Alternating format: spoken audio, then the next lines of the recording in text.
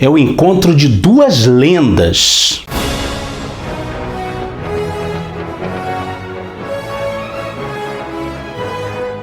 Olá! Bem-vindo ao Fantasma Brasil! No mundo dos quadrinhos existem alguns artistas que se tornam tão grandiosos quanto os personagens com os quais eles trabalham. Assim, eles acabam se tornando inclusive meio que sinônimos da nona arte. Foi o que aconteceu com o estadunidense Jim Aparo, talvez um dos mais prolíficos artistas que já passou pela DC Comics. Jim Aparo nasceu em 1932 e levou muito tempo tentando se firmar no mercado de quadrinhos. Ele fez parte de uma das primeiras gerações de artistas que realmente queria trabalhar com histórias em quadrinhos, que tinha isso como um projeto na sua carreira, muito embora as histórias em quadrinhos há algum tempo viessem amargando alguns dissabores devido às imposições do Código de Ética dos Estados Unidos. O que é interessante é que Jim Aparo foi recusado por diversas editoras. Para quem conhece o trabalho do Jim Aparo na DC Comics, onde ele desenhou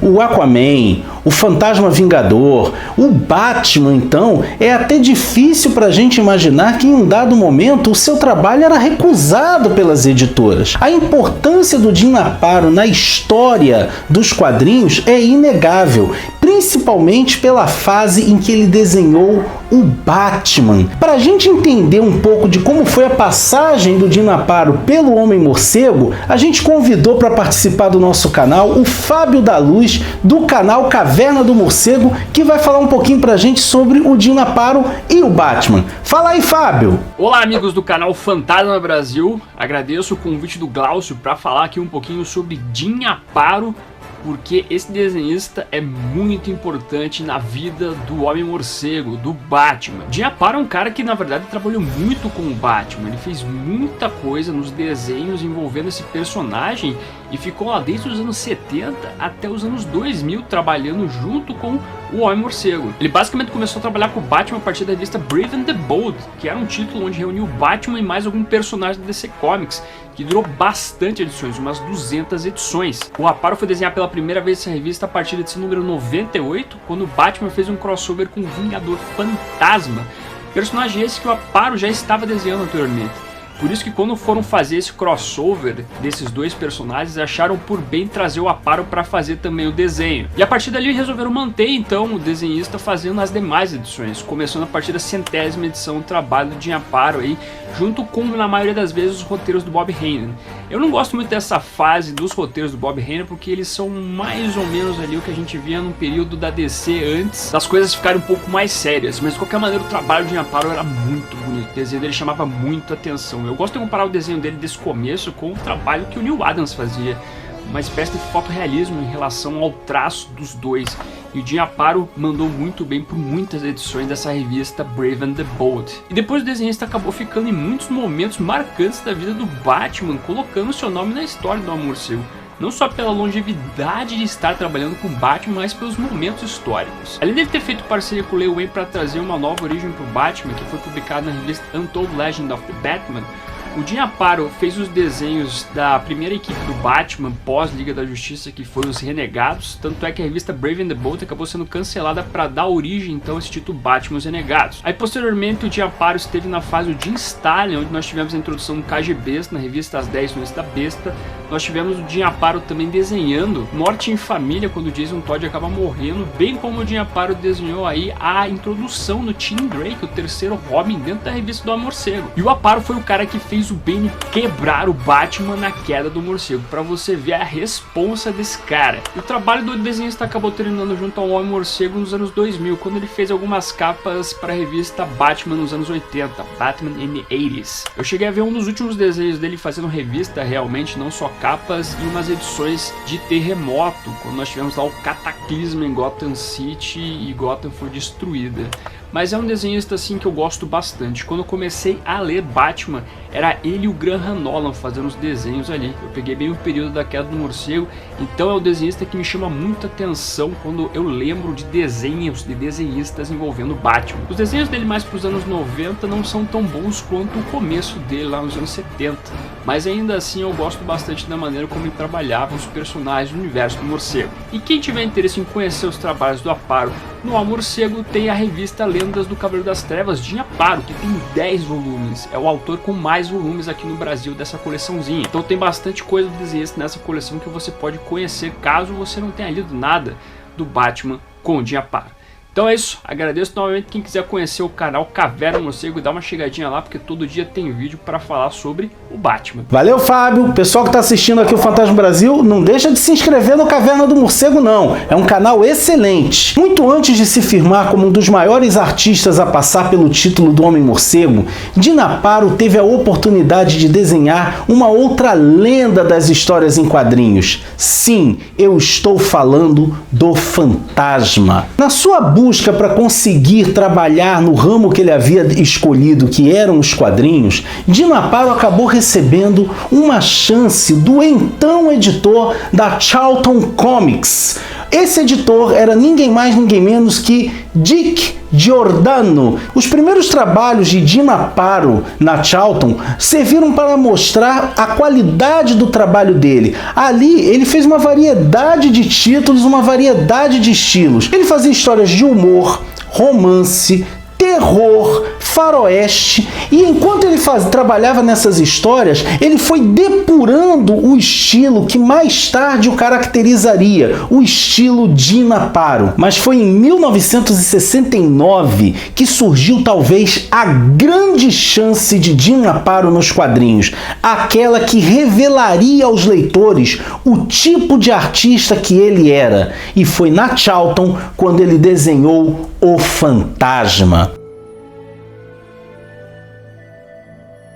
A história do Fantasma na Charlton merece um vídeo à parte, mas por enquanto a gente só vai dizer o seguinte: o Fantasma foi publicado na Charlton começando pelo número 30, pois a Charlton, de uma certa forma, herda o título da revista do Fantasma de outras duas editoras, a Gold Key e a King Comics. A primeira história de Jim Aparo para o Fantasma foi publicada no número 31 da revista The Phantom, em abril de 1969. E não é exagero dizer que naquela história Jim Aparo mostrou tudo o que ele tinha. Ele chegou mostrando a que ele veio. O seu estilo de desenho para o Fantasma era muito diferente, era muito bom, era uma coisa assim fantástica. Os ângulos que ele escolhia eram ângulos inusitados.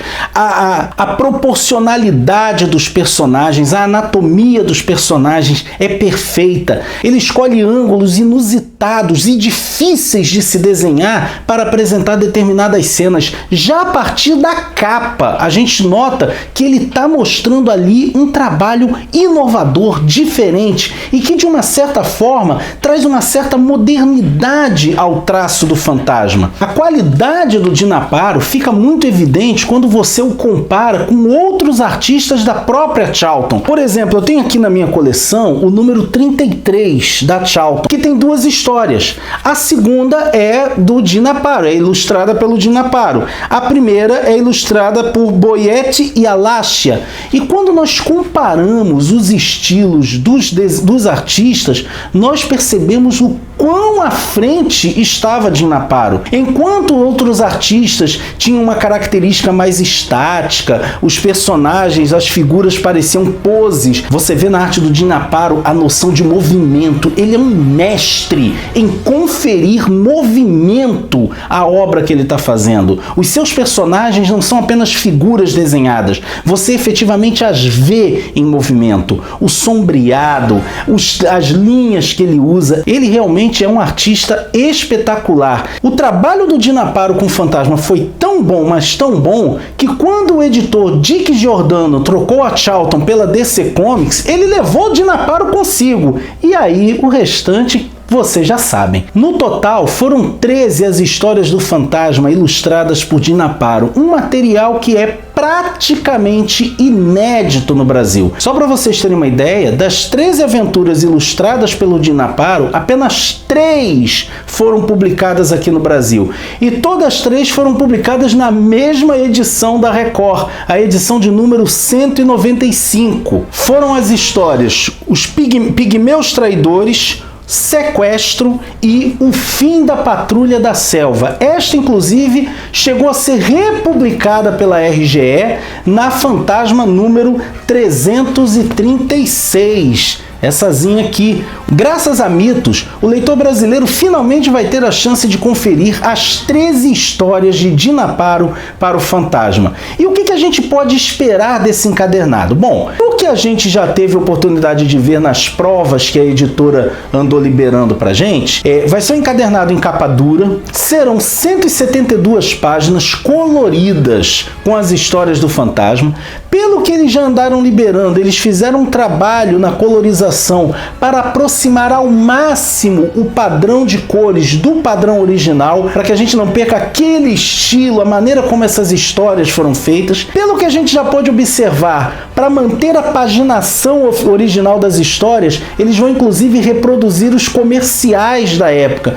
O que é muito interessante, porque é algo que a Abril australiana também faz. Quando a Abril republica material de outros lugares, eles procuram manter os comerciais originais. Eles fizeram isso, inclusive, no especial de 80 anos do Fantasma, com os comerciais brasileiros da revista da RGE que eles colocaram ali. Isso é muito interessante porque você tem a sensação de estar realmente fazendo um passeio pelo tempo. O encadernado do Dinaparo foi originalmente feito pela Hermes Press, que também faz um trabalho muito bacana com o Fantasma e outros personagens. E a Mitos está seguindo o mesmo padrão de qualidade da Hermes Press. Pelo que a gente já pôde ver também, o encadernado da Mitos vai trazer inclusive as capas originais das edições em que essas aventuras do Fantasma por Dinaparo saíram. É importante avisar que nem todas as capas foram desenhadas pelo Dinaparo, então eu não tenho certeza se eles vão manter só as capas do Dinaparo ou se vão ser as capas relativas às edições. Quando você for ler essas histórias do Dinaparo, é importante você ter em mente algumas informações que podem fazer toda a diferença na sua leitura. Primeiro, a Charlton, ao publicar o Fantasma, tomou algumas liberdades em relação aos roteiros. Em muitas das histórias publicadas pela Charlton, nós não vemos, por exemplo, o Fantasma como aquela figura misteriosa que ninguém conhece. Na verdade, várias pessoas o conhecem, o têm como amigo. Ele é uma figura meio que pública. As pessoas sabem a existência dele. Ele não é tão lendário quanto que aparece nas histórias do King Features. Também é necessário lembrar que não era exatamente o primeiro time de roteiristas a fazer as histórias da Charlton. Então algumas dessas histórias têm roteiros talvez um tanto quanto datados. São roteiros um pouco mais simples. Pela primeira vez, o leitor brasileiro vai estar diante desse material bacana, ilustrado pelo Dinaparo. Dinaparo que faz parte de um grupo bem seleto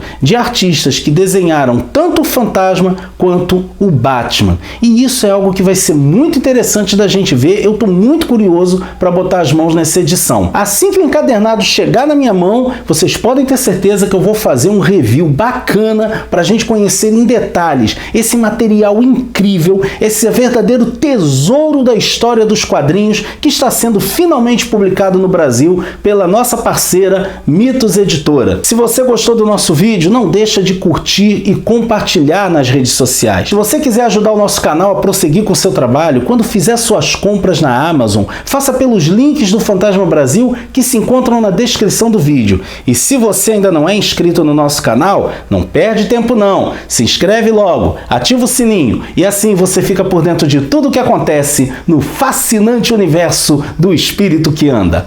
Ok? Vejo você por aí, hein?